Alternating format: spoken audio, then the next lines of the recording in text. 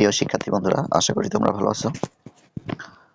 প্রকাশ হয়ে গেল তোমাদের 2025 সালের পাঠ্যপুস্তকের যে নাম্বার বন্টন, সেটা আজকে তোমাদের বুঝিয়ে দেওয়ার চেষ্টা করব।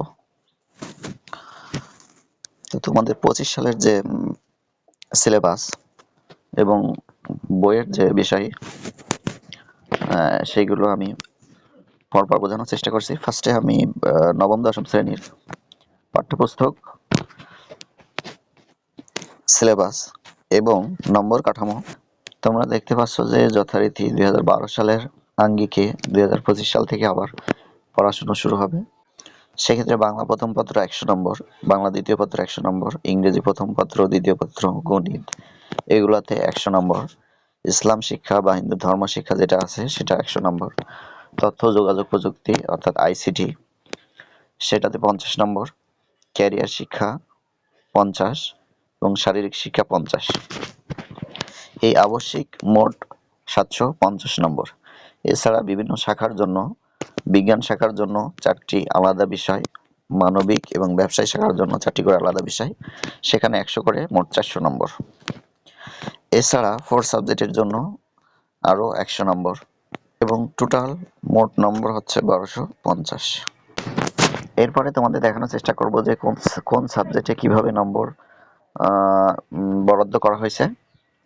ফার্স্টে আসি বাংলা প্রথম পত্র 100 নম্বর, এখানে সৃজনশীলে 50 এবং বর্ণনামূলক প্রশ্ন হচ্ছে 20, বহু নির্বাচনীতে আছে 30।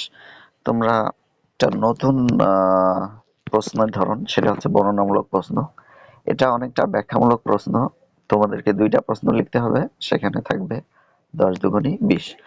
আর পূর্বের মতো বহু নির্বাচনী অর্থাৎ টিকে 30টা টিকের জন্য 30 মিনিট। একইভাবে বাংলা দ্বিতীয় পত্রে 100 নম্বর, সেখানে রচনামূলকের 70 এবং টিকে রয়েছে 30 নম্বর।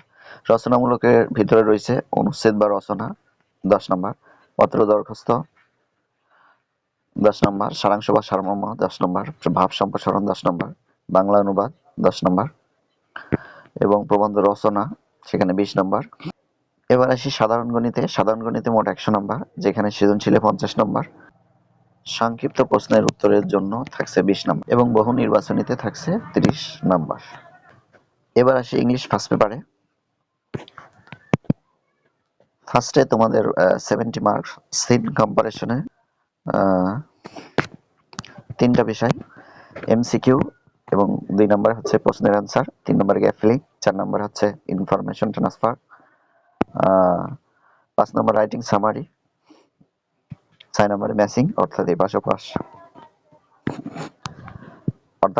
ওপাশ ম্যাচিং করা, 7 নম্বরে রিঅ্যারেঞ্জিং সেন্টেন্স অর্থাৎ সেন্টেন্সগুলো পুনরায় সাজাতে হবে, 8 নম্বরে অ্যান্সার কোয়েশ্চেন ফ্রম পোয়েমস অর্থাৎ কবিতার থেকে প্রশ্নের অ্যান্সার দিতে হবে, এখানে 8টা দেওয়া থাকবে, 5টা করতে হবে। 9 নম্বরে অ্যান্সার কোয়েশ্চেন ফ্রম স্টোরিজ, গল্প দেওয়া থাকবে, সেখান থেকে 5টা প্রশ্নের অ্যান্সার দিতে হবে 8টার ভিতরে। কমপ্লিটিং স্টোরি অর্থাৎ একটা স্টোরির আংশিক দেওয়া থাকবে, সেখান থেকে তোমাদের ফুল স্টোরিটা লিখতে হবে। এরপরে রাইটিং ডায়লগ, একটা ডায়লগ লিখতে হবে, সেখানে 15 মার্ক। তো এই হচ্ছে তোমাদের ইংলিশে ফার্স্ট পেপারে 100 মার্ক। এখন আসি ইংলিশ সেকেন্ড পেপারের 100 মার্ক। সেখানে গ্যাপ ফিলিং উইথ ক্লু অর্থাৎ শূন্য স্থান পূরণ করতে হবে এবং উপরে কিছু শব্দ দেওয়া থাকবে, সেখানে 10 মার্ক। সাবস্টিটিউশন টেবিল, এখানে 5 mark. Right form of verb অর্থাৎ ভার্বের সঠিক ব্যবহার বসাতে হবে, 10 মার্ক। 3 নম্বরে হচ্ছে চেঞ্জিং সেন্টেন্স অর্থাৎ সেন্টেন্স ট্রান্সফরমেশন, সেখানে 10 মার্ক। 4 নম্বরে ট্যাগ কোশ্চেন।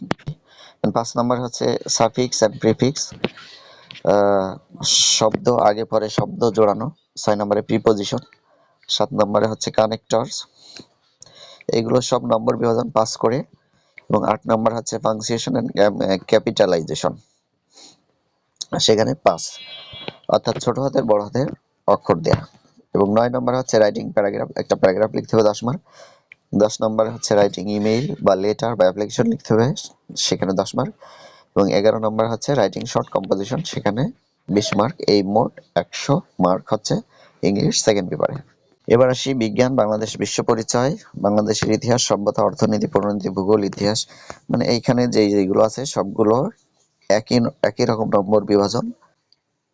সৃজনশীলের জন্য থাকছে 50 মার্ক, অর্থাৎ 5টা সৃজনশীল লিখতে হবে 50। সংক্ষিপ্ত উত্তরের জন্য থাকছে 20 মার্ক এবং বহু নির্বাচনীর জন্য থাকছে 30 নম্বর, অর্থাৎ টিকের জন্য 30 নম্বর। এবং বাকি যে সাবজেক্টগুলো আছে মোটামুটি সব সাবজেক্টগুলোই এই ধরনের নম্বর বিভাজন হবে। এখন আসি যারা ক্লাস 6 থেকে ক্লাস 8 এ উঠবে তাদের সাবজেক্ট এবং সিলেবাস এবং নাম্বার কাঠামো। তাদের জন্য মোট 10টা সাবজেক্ট এবং ফার্স্টে তোমরা দেখতে পাচ্ছ যে বাংলা প্রথম পত্র 100, বাংলা দ্বিতীয় পত্র 50, ইংরেজি প্রথম পত্র 100, ইংরেজি দ্বিতীয় পত্রে থাকছে 50 এবং গণিতে থাকছে 100, বিজ্ঞানে 100, বাংলাদেশ ও বিশ্ব পরিচয় 100, 8 নম্বরে তথ্য যোগাযোগ প্রযুক্তি 50, 9 নম্বরে ইসলাম শিক্ষা বা ধর্মীয় শিক্ষা সেখানে 100 এবং আরবি সংস্কৃতি বা শারীরিক শিক্ষা বা কৃষি শিক্ষা সেখানে থাকছে 50, অর্থাৎ তাদের মোট নাম্বার থাকছে 800। এই ছিল 2025 সালের থেকে যে শিক্ষা কাঠামো শুরু হচ্ছে এবং যে সিলেবাস বরাদ্দ হচ্ছে, সাবজেক্ট সংখ্যা এবং নাম্বার বিভাজন। আশা করি তোমরা বিষয়টা বুঝতে পারছো। তো ভালো থাকো, আজকের মতো এখানে টাটা।